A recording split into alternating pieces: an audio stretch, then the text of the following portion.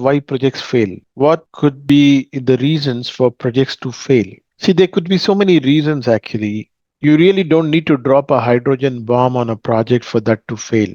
Reasons why projects fail, it starts with A, B, C, and go on. It's like A for attitude. That's enough for the project to fail. The ego, the takabbur, especially the project manager, if he has attitude, he has to leave it outside the office. He has to put it in the boot of his car and then walk in. If he puts on his attitude, if he comes into the office with his attitude, then he's coming to the office daily to dig his grave. Finally, when the project fails, they're going to push him into that grave and level it. So my attitude should not be the reason for my baby, my project to fail. A for attitude, B for behavior. Human behavior is an important determinant of project success. How do you behave with your colleagues? It matters actually. Are you abusive? Are you shrewd? See, getting things done is yes, you have to get things done, keep people under pressure. But human behavior is an important determinant of project success. Keeping pressure and getting work done is fine, but not being abusive or shrewd. People might be working under this guy only because they don't have any other option. Otherwise, they would have walked away long time back. So projects fail because of attitude, because of behavior, because of competencies. All the required technical expertise has to be there in the team. If you miss expertise even in one trade or one discipline, that's enough for the whole project to fail.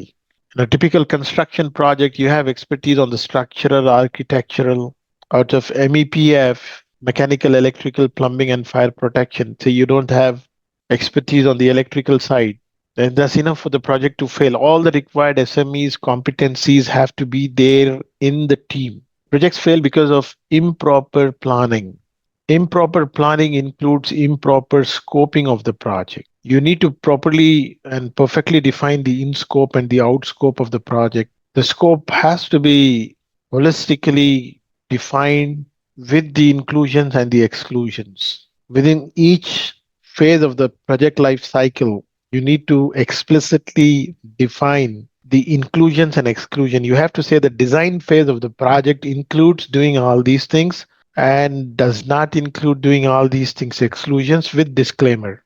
The construct phase of the project includes doing all these things, does not include doing all these things. If you don't do that, then the customer will make you do so many things that is not part of the scope because he is still holding three of your invoices. If you tell him, sir, this is not part of the scope, he will tell you, man, show me where it is written, this is not part of the scope. He will tell you, you don't even understand. If I ask you to do ABC, man, it includes doing XYZ in that. So improper planning includes improper scoping of the project, improper risk assessment. How much risk is there in this project? And what is the risk appetite of the performing organization has to be properly gauged. The risk tolerance, the risk threshold, the risk appetite. Improper planning includes like improper scoping, improper risk assessment, improper costing. The initial estimate themselves are wrong. So how do you expect to meet the cost objective, the cost baseline? If the initial estimate themselves are wrong, then the budget is also wrong. Projects fail because of improper staffing. Projects fail because objective not clear. The cost objective, the time objective, the quality objective, it has to be clear. There has to be no ambiguity there. Projects fail because of unrealistic target. A project that takes 2 years with said resources cannot be done in 1.5 years with the same set of resource. Like a 2 year project will take 2 years only. A 2 year project, they're pushing you to do it in 1.5 years with that same resource. Moving ahead with a project like that itself is suicide. A 2 year project can happen in 1 year. That's totally a different ball game. We're not discussing about the rush projects here, nor we are discussing about the troubled projects. Rush projects, a 2 year project happening in 1 year. That's totally a different ball game. Rush projects happen mostly in Middle East. To do those projects, you need to be standing on an oil tanker. It means you should have immense of financial and physical resources. That's the reason why all the superlatives you find in Middle East, the biggest, tallest, deepest, widest, is not in America or Europe. It's in, UAE, it's in Saudi Arabia, it's in Qatar. So projects fail because of unrealistic target. Projects fail if there's no need. See, whenever there's a need to fulfill the need, the projects are done. No need, no project. There has to be a need, there has to be financial returns worked out, the ROI, the return on investment on this project. In how many years are you going to get back your investment? So, as per the PMBOK guide, no need, no project. You see so many examples in the world, like just because they have money, they go ahead and do a project, though it is not a need actually. So no need or no proper business case, like, the financial returns has to be worked out. A bit more about this, you would get to know in cost management. You have terms like, finding out the net present value of a project, finding out the internal rate of return of a project, finding out the benefit cost ratio, the return on investment. So these are all the financial returns that are worked out based on which they select the project. And then the business case talks about the worthiness of the project. Is the project worth the required investment or not? 5,500 acres of land has been handed over to GMR for the Shamshabad Hyderabad airport. 2,500 crores is the budget for that.